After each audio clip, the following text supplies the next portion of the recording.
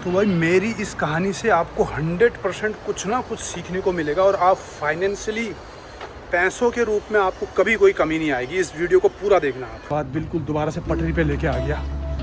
मैं इस वीडियो में बताऊंगा भाई आपको। ये कहानी कोविड की है भाई। जैसा कि आप लोगों को मालूम है, मैं पिछले 17 साल से चाइना में टीचिंग कर रहा हूँ। डिलीवरी गर्ल्स, यहाँ पे गर्ल्स भी डिलीवरी करती हैं।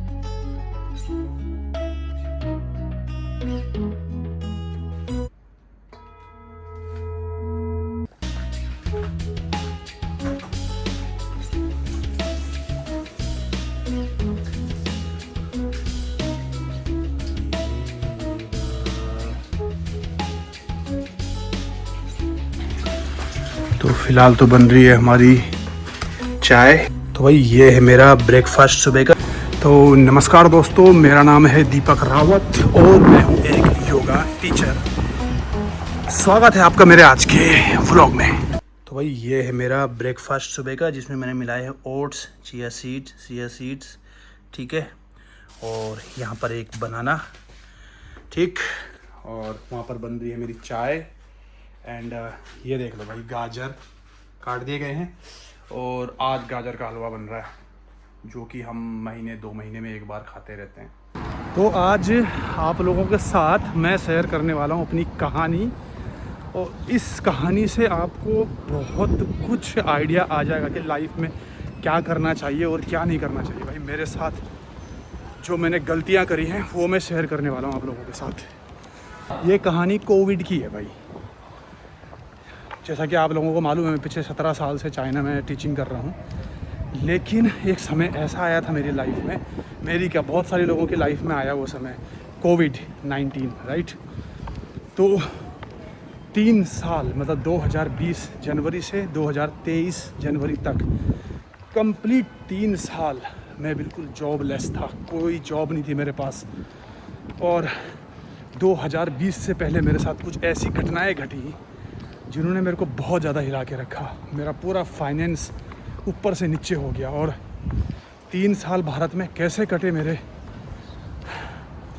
ये उसकी कहानी है। और उससे आप लोग क्या सीख सकते हो, मैंने क्या सीखा, और कैसे अपनी लाइफ को कोविड के बाद बिल्कुल दोबारा से पटरी पे लेके आ गया। तो भाई मुश्किल से 5 मिनट की वॉक करी है मैंने, 5 मिनट की वॉक अपने घर से मेट्रो स्टेशन तक के लिए। और भाई मैं पसीने से पूरा भीग चुका हूँ। इतनी गर्मी पड़ रही है, मतलब इतनी ह्यूमिडिटी पड़ रही है भाई, रिकॉर्ड टूट गए, रिकॉर्ड गर्मी के। यहाँ पर चाइनीज़ लोग मुझे पूछते हैं कि इंडिया में इतनी गर्मी पड़ती है। मैंने कहा भाई कोई डिफरेंस नहीं है इंडिया और चाइना की गर्मी में। अगर गर्मी कंपेयर की जाए तो सेम लेवल की गर्मी है भाई, मर गया मैं। हालांकि यहाँ एसी लगा हुआ है मेट्रो स्टेशन में। आप सोच रहे होंगे मैं गर्मी में जैकेट वैकेट पहन के क्यों निकल रहा हूँ। ये धूप से बचने के लिए है यार, और कुछ नहीं। मतलब वो जो बहुत स्ट्रॉन्ग सनशाइन है ना, उससे बचने के लिए ये। तो थोड़ा सा स्किन भी सही रहती है, नहीं तो यार स्किन डल हो जाएगी पूरी, और छोटी सी एज में तुम लगने लग जाओगे बूढ़े। तो भाई थोड़ा सा केयर करना पड़ता है, राइट। तो यार 2009 से शुरू करते हैं कहानी को। सॉरी 2009 से ही शुरू करो। 2009 में मैं फ़र्स्ट टाइम चाइना आया था, और 2009 से 2019 तक का टाइम ऐसा लगा कि बिल्कुल ठीक ठाक ही चला, मतलब है ना। इस बीच में मैंने अपने लिए काफ़ी कुछ जो है कर लिया था। इंडिया में घर बना लिया था, थोड़े से जो है इन्वेस्टमेंट कर ली थी प्रॉपर्टी में, मतलब ज़मीन होती है, लैंड वगैरह, ये खरीद ली थी। लेकिन बाकी मेरा कोई दूसरा इन्वेस्टमेंट नहीं था, कोई हेल्थ इंश्योरेंस नहीं था, कोई मतलब शेयर मार्केट का मुझे मालूम ही नहीं था, गोल्ड क्या होता है, सिल्वर क्या होता है, मुझे कुछ भी मालूम नहीं था इन चीज़ों का। तो 2019 आ जाता है ऐसे 2019 का टाइम आता है, और जून में मैं 2019 का टाइम आता है। तो 19 में क्या होता है मेरे साथ कि जो मेरे पिताजी थे, उनका अचानक से तबीयत ख़राब होता है। तबीयत ख़राब होने के बाद जो है मेरे को बहुत सडनली, मतलब विदिन 1 डे, एक दिन में मेरे को इंडिया जाना पड़ता है। और मैं इंडिया जाता हूँ, वहाँ पर जो है हम उनका इलाज कराते हैं। इलाज कराने पे बहुत पैसा खर्च होता है। लगभग 28 दिन तक मेरे पापा जी जो थे वो ICU में थे, ठीक है। हमने पूरी कोशिश करी, डॉक्टर को मैंने पूरा बोला कि भाई जो भी खर्चा आता है उसकी कोई चिंता नहीं है, बस आप किसी भी तरीके से मेरे पिताजी को ठीक कीजिए। लेकिन वो हो नहीं पाया, और 28 दिन बाद मेरे पिताजी का जो है देहांत हो गया। और जिस दिन मेरे पिताजी का देहांत हुआ वो थे 28 वो था जून 2019, 3 जून को, ठीक है। अब 3 दिन बाद मेरी वाइफ जो है उन्होंने एक लड़के को जन्म दिया, ठीक है। तो मतलब कसमोकस था, अभी खुश होना है कि दुखी होना है, मतलब माइंड एकदम बीच में अटका हुआ था, कुछ भी समझ में नहीं आ रहा था। तो ऐसे ही मैं ऐसे ही वहाँ पर जुलाई में एक दो महीना इंडिया में रहा, फिर मैं वापस चाइना आ गया। और हाँ, हेल्थ इंश्योरेंस नहीं था किसी का भी घर पे, तो पापा जी के इलाज में जो खर्चा हुआ ना, वो दवा के खर्चा हुआ, और हम कम से कम 15-16 लाख प्लस में आ गए थे, खर्चा वर्चा सब कुछ हमारा लगा के पापा जी के इलाज में, लेकिन हम उनको बचा नहीं पाए, ठीक है। तो मैं जुलाई में फिर वापस आया, 19 में वापस जुलाई में आया 2019 में, और 3-4 महीने और मैं चाइना में रुका, फिर मैं नवंबर में फिर वापस इंडिया आ गया था, ठीक है। ऐसे ही मतलब छुट्टी। तो जैसे ही मैं इंडिया पहुंचा, उसके 1 महीने बाद जो है कोविड आ गया। कोविड आ गया तो भाई 2020, 2021 और 2022 पूरा ये 3 साल तक मैं इंडिया में रहा। मेरे पास कोई जॉब नहीं थी, मेरे पास जो सेविंग थी वो सब पापा जी के इलाज में खर्च हो गया था, और बाकी जो मैंने इन्वेस्टमेंट किया था ये ज़मीन में, जो ज़मीन मैंने खरीदी थी ऋषिकेश में, भाई उसको बेचने तक की नौबत आ गई थी। लेकिन एकदम इमीडिएट बेस पे कौन खरीदेगा ज़मीन को, मतलब तुम्हें पैसा अभी चाहिए, कौन खरीदेगा, तो वो बिकी नहीं उस टाइम पे। और 3 साल तक मैं इंडिया में रहा बिना किसी जॉब के, और जो मेरे पे थोड़ी बहुत सेविंग थी, उस सेविंग से हमने 3 साल खर्चा चलाया, मेरी वाइफ ने, मैंने, माँ ने, ठीक है। उस चीज़ से हम खर्चा चलाते रहे, और 3 साल जो मेरा फ्रस्ट्रेटिंग रहा इंडिया में, मतलब इन टर्म्स ऑफ पैसा, मतलब पैसा बिल्कुल ख़त्म हो चुका था, और मैं एकदम जीरो पे आ चुका था, बोलते हैं ना, जो मैं 2009 में था चाइना जाने से पहले, वो 2020 में मैं वैसा हो गया था, मतलब जीरो पे आ गया था। कोविड खत्म होते होते मैं जीरो पे आ गया था। हालांकि मेरे पास घर था, लेकिन एक आध प्लॉट थे मेरे पास, एक आध प्लॉट पड़े थे, लेकिन यार वो प्लॉट तब काम आएंगे ना जब मेरे को बेचूंगा, उनको थोड़े फायदे में बेचूंगा तब, है ना। उस समय तो हर चीज़ के रेट गिरे हुए थे कोविड के टाइम पे, तो बिल्कुल जीरो था। और जहाँ पर मैं चाइना में जो है कोविड से पहले इतनी लग्जरी लाइफ जी रहा था, इतना बढ़िया लाइफ थी, इतनी सैलरी थी मेरी, इतनी बढ़िया सब कुछ था, लेकिन वहीं इंडिया में कोविड के टाइम पे जो है 15,000 से 20,000 रुपये तक हर महीने का खर्चा उसमें चलाया मैंने, मेरी वाइफ ने, मेरी माँ ने, ठीक है। ये कोविड हमने ऐसे निकाला, और जो सेविंग थी वो कोविड खत्म होते सेविंग खत्म, सेविंग एकदम खत्म।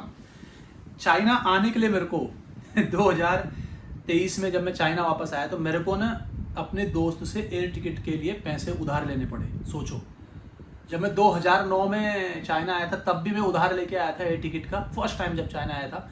और जब कोविड के बाद वापस चाइना आना हुआ 3 साल बाद, तो भाई ऐसी हालत हो गई थी कि मेरे पे एयर टिकट के पैसे नहीं थे चाइना आने के लिए वापस। तो अपने दोस्त से टिकट के लिए पैसे लिए, और चाइना आने के बाद जो ये 23, 24, 25 और ये 26 चल रहा है अभी, ये 4 साल होने को आ रहे हैं पूरे। मैंने इन 4 सालों में अपनी पूरी फाइनेंस जो जर्नी थी ना, उसको बिल्कुल जीरो से लेके फिर वहीं वापस एक अच्छी पोजीशन पे लेके आया हूँ। और इन 4 साल में मैंने क्या किया है वो मैं आपके साथ अब डिस्कस कर रहा हूँ। 2019 में जब मेरे पिताजी का देहांत हुआ, मेरी वाइफ ने लड़के को जन्म दिया, इसी बीच में मैंने इंडियन हॉस्पिटल्स की जो हालत देखी, मैंने इससे पहले कभी नहीं देखी थी। मैं गर्व करता हूँ इस चीज़ पे कि कभी भी हमारी फैमिली में कभी कोई ऐसा बीमार पड़ा ही नहीं, मतलब कि हमें हॉस्पिटल जाना पड़ा, और इतने दिनों तक, 28 दिनों तक, एक महीने तक हमको हॉस्पिटल में चक्कर काटने पड़े। ये फर्स्ट टाइम तब देखा जब मेरी वाइफ की डिलीवरी और मेरे पिताजी का देहांत हुआ एक साथ, उसी टाइम पे मैंने जो हालत देखी भाई साहब, फिर समझ में आया कि हेल्थ इंश्योरेंस रहना कितनी बड़ी चीज़ है। एक लड़का जो मैं चाइना में इतनी लग्जरी लाइफ जिया था, वो 2019 में जब मेरी वाइफ की डिलीवरी थी, पिताजी का देहांत हुआ, मैं आया, मैंने जब वहाँ पर एम्स में देखा हाल, ओ माय गॉड। एम्स में जब उनसे हुआ नहीं तो उन्होंने मेरे पिताजी को ट्रांसफ़र करा किसी दूसरे हॉस्पिटल में, प्राइवेट। तो वहाँ से मुझे ये इंश्योरेंस समझ में आया कि भाई इंश्योरेंस होना कितना ज़रूरी है आप लोगों के पास। अगर मैं विदेश में जॉब ना कर रहा होता तो भाई मैं बर्बाद हो गया था 2019 में। मतलब 15-16 लाख रुपए लगे थे पापा जी के इलाज में, लेकिन वो तब बच भी ना पाए और पूरा सेविंग ख़त्म। 2023 में चाइना आते ही सबसे पहला काम मैंने इंश्योरेंस का किया। फिर मैंने इन्वेस्टिंग, जो मेरी इन्वेस्टिंग माइंड था, जो मैं पहले प्लॉट लेके छोड़ रहा था, प्लॉट पे इन्वेस्ट कर रहा था, मैंने उसको पूरा बदला भाई। एक्चुअली मैंने 2022 से ही शुरू कर दिया था ये इन्वेस्टिंग, मतलब ये म्यूचुअल फंड में इन्वेस्ट करना शुरू कर दिया जब मैं इंडिया में फंसा हुआ था। तो छोटा छोटा 500 रुपये, 1000 रुपये ऐसे लगाता था, मैं देखता था, समझता था मैं म्यूचुअल फंड को कि कैसा है। फिर धीरे धीरे मेरे को 2022 में पूरा ये समझ में आया कैसे काम करता है, क्या करता है। फिर 23 में जैसे ही मैं चाइना वापस आया तो भाई मैंने पूरी जो अपना माइंड था इन्वेस्टिंग को लेके उसको ऐसा बदला कि अब 4 साल हो चुके हैं मेरे को इन्वेस्ट करते करते, 4 से 5 साल लगभग पकड़ लो मेरे को इन्वेस्ट करते करते, म्यूचुअल फंड में, स्टॉक मार्केट में, गोल्ड है, सिल्वर है। मैंने अपना पोर्टफोलियो जो है पूरी तरीके से डाइवर्सिफाई कर दिया है। और इन सब से हटके मैंने अपने लिए एक इमरजेंसी फंड भी बनाया। इमरजेंसी फंड मतलब कभी भी कुछ भी हो सकता है यार, इमरजेंसी कभी भी आ सकती है, किसी के पास भी आ सकती है। जैसे कोविड आ गया था, 3 साल तक कुछ भी नहीं था, उसी समय मैंने सोच लिया था कि भाई अब इमरजेंसी फंड भी क्रिएट करना है। और आज मैं मतलब इतना अच्छे से कह सकता हूँ आप लोगों को कि मैं 3 साल का इमरजेंसी फंड मेरे पास पड़ा हुआ है। 3 साल का इमरजेंसी फंड जिसको मैं कहीं खर्च नहीं करता, जो बस पड़ा रहता है इमरजेंसी में। बाकी हर महीने में कम से कम 40 से 50 हज़ार रुपये जो है इसमें इन्वेस्ट करता हूँ, क्या बोलते हैं आपका, म्यूचुअल फंड में हर महीने। ये 2023 से कर रहा हूँ। और मेरे पे कुछ स्टॉक्स जो है उनकी लिस्ट है, कम से कम 8 से 10 स्टॉक्स हैं मेरे पास, जिनमें मैं हर महीने कुछ ना कुछ डालता रहता हूँ। और वो स्टॉक में कम से कम 10-15 साल के लिए होल्ड करने वाला हूँ, उनको बेचने नहीं वाला हूँ। ऐसा ही मैंने थोड़ा पैसा गोल्ड में डाला है, वैसे ही थोड़ा पैसा मैंने जो है सिल्वर में डाला है, और हेल्थ इंश्योरेंस ले ली है, और इमरजेंसी फंड क्रिएट कर दिया है। तो आज की डेट पे अगर मेरे को इंडिया आना पड़े और कोविड जैसी कोई सिचुएशन आ जाए 3-4 साल के लिए, तो भाई मुझे कोई दिक्कत नहीं होने वाली। और मैंने अपनी इनकम को भी डाइवर्सिफाई कर दिया है। पहले मैं अभी ऑफलाइन योगा की क्लास करता था, ऑफलाइन से आता था मेरे को सारा पैसा। अभी मैंने इसको भी डाइवर्सिफाई करके कुछ क्लासेस को ऑनलाइन कर दिया है, ताकि जब अगर ऐसी कोई सिचुएशन आए, मैं फंस गया कहीं, तो मेरा ऑनलाइन काम चलता रहे, मेरी एक्टिव इनकम बंद ना हो। तो इधर मैंने एक्टिव इनकम को जुगाड़ कर दिया, ठीक है। अब ये सब कोविड का नाम पे क्या है, एक्टिव इनकम का भी जुगाड़ कर दिया।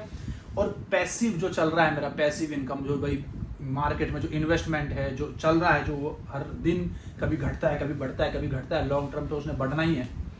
तो ये चीज़ मैंने सीखी कि भाई अगर तुम एक चीज़ पे रिलाई करते हो ना कि भाई हाँ मेरे पास घर है, मेरे पास प्लॉट है, अरे मैं तो ठीक हूँ भाई, जब तुम्हें एकदम से कैश की ज़रूरत पड़ेगी ना, ये कुछ भी नहीं, तुम कुछ भी नहीं कर सकते। घर भी एकदम से बेच नहीं पाओगे, एकदम से बेचोगे तो आपको बहुत घाटे में बेचना पड़ेगा, राइट। प्लॉट भी नहीं बेच पाओगे। कम से कम हमारे पास जो ये फंड वगैरह हैं, ये लिक्विड फंड है वगैरह, इनको हम तुरंत बेच तो सकते हैं, ठीक है। ऐसे ही आपको, मैं आपको बता रहा हूँ, आपको एक इमरजेंसी फंड लेके ही चलना चाहिए कम से कम। और मैं तो मैक्सिमम सोच के चलता हूँ। मैं तो 3 साल का मैंने इमरजेंसी फंड बना रखा है। अब मैं इसको 5 साल का बनाने वाला हूँ इमरजेंसी फंड, ठीक है। कोविड ने मेरे को यही सिखाया। और अपने इन्वेस्टमेंट को डाइवर्सिफाई करो भाई, डाइवर्सिफाई करो, नहीं तो तुम मेरे जैसे बुरी तरीके फंस जाओगे, जहाँ पे आपके पास प्लॉट है लेकिन आप बेच नहीं पा रहे हो, पैसे की ज़रूरत है।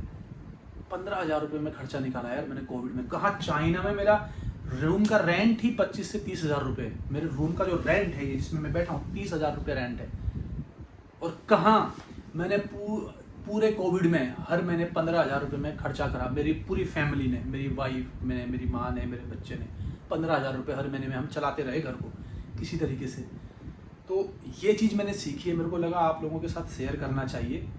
और अपनी फाइनेंशियल जर्नी को स्ट्रॉन्ग बनाओ भाई, क्योंकि अगर तुम्हारे पास पैसा नहीं है ना, तो तुम्हारी इज्जत भी नहीं होगी किसी तरीके से भी, कोई इज्जत नहीं होने वाली आपकी। ये मैंने कोविड में सीखा। 10 साल 2009 से 2019 तक चाइना में काटे, मेरी एक अलग इज्जत थी। जैसे ही मैं कोविड में फंसा, मेरी एक, जैसे उनको लगा कि भाई इस पे पैसे अब धीरे धीरे ये सब कम हो गया, इस पर रहा ही नहीं कुछ, तो मेरे को एकदम से डाउन देखना शुरू कर दिया गया। मेरी एक अलग ही मेंटेलिटी बन चुकी थी सबकी, कोई इज्जत नहीं थी पता। तो वहाँ पे मेरे को समझ में आया कि जब मनी, जो पैसा है, वो सबसे बड़ी इज्जत है भाई, उसको कमाओ। और उसको कमाने के साथ साथ उसको इन्वेस्ट करो। कैसे इन्वेस्ट करना है मैंने आपको बता दिया। डाइवर्सिफाई करो, ठीक है, डाइवर्सिफाई कर दो अपनी इनकम को। और मैं डायरेक्टली नाम तो नहीं बता सकता हूँ स्टॉक्स के, लेकिन आप चूज़ कर लो कि भारत का फ्यूचर कहाँ है। आप अगर न्यूज़ देखते हो, जियोपॉलिटिक्स देख रहे हो, तो आपको पता चल जाएगा कि भाई फ्यूचर किधर है भारत का और कहाँ ये फ्यूचर जा रहा है, तो वहाँ पर पैसा इन्वेस्ट करो। बाकी गोल्ड सिल्वर तो है ही, ये तो सदियों से चला आ रहा है। और इमरजेंसी फंड क्रिएट करो। मैं तो भाई हीरो से जीरो हो गया था कोविड में, जीरो एकदम। मेरे जैसे तो पता नहीं कितने लोग जीरो हो गए थे कोविड में भाई। इन 4 साल में 2023 से और 2026, इन 4 साल में मैंने रिवाइव किया है अपने आप को दोबारा। और ऐसा रिवाइव किया है कि अब दोबारा कोविड जैसी सिचुएशन आ जाए कभी भी लाइफ में, कुछ नहीं फर्क पड़ेगा मुझे। मैंने अपनी हर चीज़ को इस तरीके से सेटल कर दिया है कि मुझे अब कोई फर्क नहीं पड़ता कि कोविड कल शुरू हो जाए और ये 10 साल तक चलता रहे। मैंने अपनी एक्टिव इनकम और अपनी पैसिव इनकम को इस तरीके से डिवाइड कर दिया है। तो भाई ये मैं आप लोगों के साथ शेयर करना चाह रहा था। बहुत कुछ था बोलने को। मेरे को कोविड ने बहुत बहुत बड़ा लेसन दिया, बहुत बड़ा लेसन मैं जो है कोविड से सीखा हूँ। और आगे की ज़िंदगी मेरी अब जो है बहुत अच्छी होने वाली है, और अभी अच्छी ही है। कोविड के बाद से मेरी ज़िंदगी बहुत अच्छी है और अच्छी ही होने वाली है, क्योंकि मैं पूरा अपने आप को 360 डिग्री चेंज कर लिया हूँ। ठीक है, तो ये मेरा वीडियो था। आपको कुछ कमेंट्स में पूछना है तो ज़रूर पूछिए कमेंट्स में। एंड मिलते हैं मेरे नेक्स्ट वीडियो में। भाई अच्छा लगे तो प्लीज़ लाइक शेयर सब्सक्राइब कर दो मेरे चैनल को। Thank you so much. मैं हूँ आपका दोस्त दीपक रावत। जय हिंद।